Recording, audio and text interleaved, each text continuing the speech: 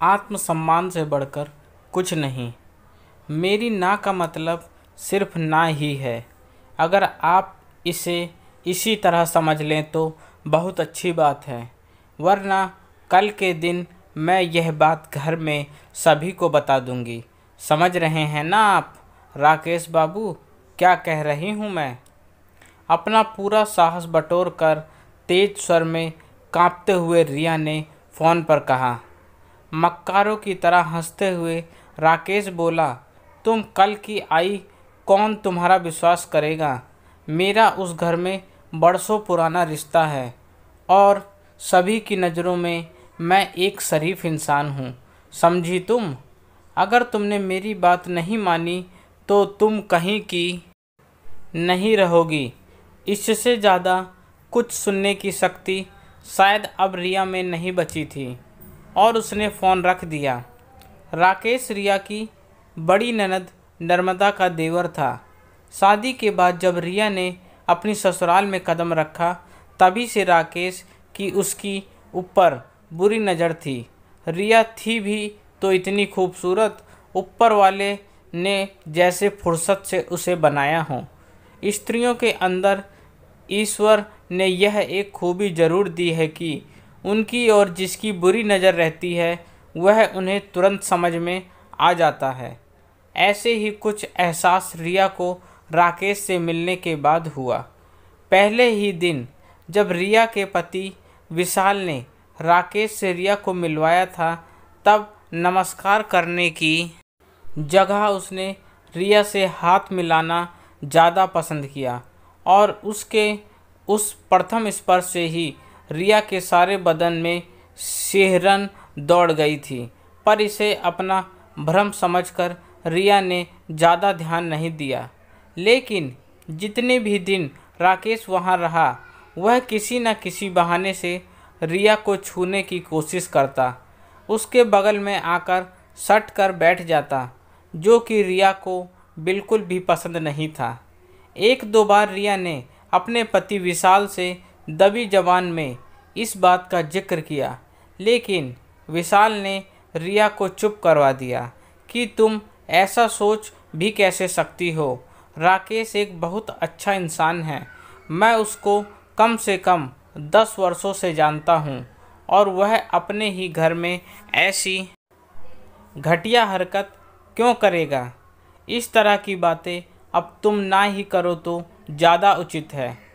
जब पति का ही यह हाल था तो रिया किससे मदद की गुहार लगाती। बड़ी ननद नर्मदा से कुछ कहने का तो वह सोच भी नहीं सकती थी। 2 दिन बाद राकेश वापस अपने शहर चला गया।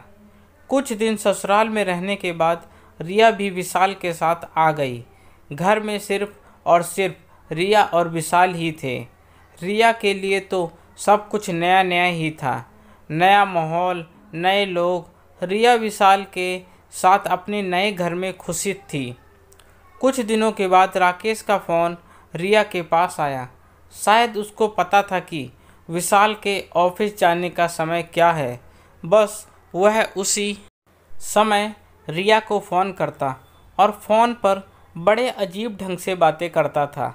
एक दिन जब रिया ने राकेश भाई साहब कहा तो बड़े ही अजीब लहजे में राकेश ने रिया से बोला, अरे यार, तुम मुझे राकेश ही बोला करो। राकेश भाई बोलने की क्या ज़रूरत है? आपसे सीधा तुम पर उतर आना रिया को बहुत ही अजीब लगा और अरे यार बोलना मानो जैसे रिया के कान में पिघले शीशे की तरह उतरता चला गया। आज तो राकेश ने हद ही कर दी। सीधे सीधे बोल रहा था कि रिया जी, आप विशाल भाई से खुश तो हैं ना? अगर नहीं तो बंदा आपकी खिदमत में हाजिर है। विशाल एक बहुत सीधा साधा और सरल इंसान था। उसकी तुलना में राकेश अपने आप को बहुत ही स्मार्ट और हैंडसम समझता था। शायद उसको यह गलतफहमी हो गई थी कि रिया जैसी सुंदर सी लड़की के लिए विशाल उसके लायक नहीं है, इसलिए वह हाथ धोकर रिया के पीछे पड़ गया था। जब रिया ने उसको फ़ोन करने के लिए मना किया और कहा कि आइंदा से आप मुझे फ़ोन मत करना, तो बड़ी ठिठाई से हंसते हुए बोला, मैं बहुत अच्छी तरह से लड़कियों की ना का मतलब समझता हूँ। मेरी ना का मतलब ना ही है। लगभग चीखते हुए रिया ने कहा, तुम्हें और कुछ मतलब निकालने की ज़रूरत नहीं। अब तो बात सर के ऊपर गुजर रही थी।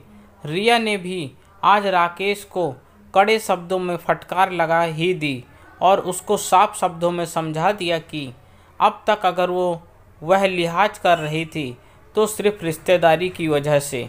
वह नहीं चाहती थी कि उसकी वजह से रिश्तेदारी टूटे, लेकिन अब जब सामने वाला ही इतनी घटिया हरकत करने पर उतर आया हो तो भला रिया कैसे चुप रह सकती थी।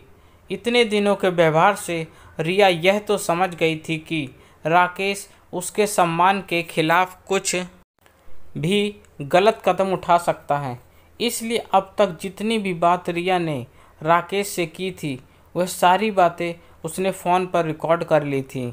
और आज जैसे ही विशाल ऑफिस से आया, खाना खाकर आराम करने के लिए कमरे में गया, पीछे पीछे रिया चली आई और उसने पूरी रिकॉर्डिंग विशाल को एक एक करके सुनाई। यह सब सुनकर सहसा विशाल को विश्वास नहीं हुआ कि राकेश इस हद तक भी जा सकता है। वह रिया को दिलासा देते हुए बोला, तुम चिंता मत करो, सब ठीक हो जाएगा, अब इसको मैं देखता हूँ। विशाल ने अपने घर पर माँ सुशीला देवी को फ़ोन करके जब राकेश की हरकत बताई तो क्रोधित होते हुए सुशीला देवी ने कहा कि ताली कभी एक हाथ से नहीं बजती, ज़रूर रिया की कुछ गलती होगी। हम भी तो राकेश को इतने बरसों से जानते हैं, रिया तो अभी कल की आई है। अपनी बहू के विषय में माँ से ऐसे शब्दों की उम्मीद विशाल को नहीं थी। जब विशाल ने रिया के द्वारा दी गई रिकॉर्डिंग माँ को सुनवाई तो अपने कहे गए शब्दों पर सुशीला देवी शर्मिंदा हो उठीं। उन्होंने तुरंत नर्मदा के ससुराल में फ़ोन लगाकर नर्मदा के सासू माँ को पूरी बात बताई और स्पष्ट शब्दों में कह दिया कि आज से सिर्फ और सिर्फ हमारा संबंध नर्मदा से रहेगा। राकेश जी से कह दीजिए अब अपनी हद में रहें, वही उनके लिए ठीक होगा। जो हमारी बहू के सम्मान के साथ खिलवाड़ कर सकता है, ऐसे इंसान से हम वास्तव नहीं रखना चाहते। आज राकेश का असली चेहरा सबके सामने आ गया था। रिया की जरा सी समझदारी ने उसके ऊपर बहुत बड़ा कलंक लगने से बचाया। अक्सर रिश्तेदारी में इस वजह से लिहाज किया जाता है कि हमारे संबंध खराब ना हों, लेकिन जब लोग इस तरह की हरकतें करने पर उतारू हों तो अपने आत्मसम्मान से बढ़कर कुछ नहीं होता। आप सभी के इस विषय में क्या राय है, कृपया अपने विचारों द्वारा अवश्य अवगत कराएं। आखिर क्यों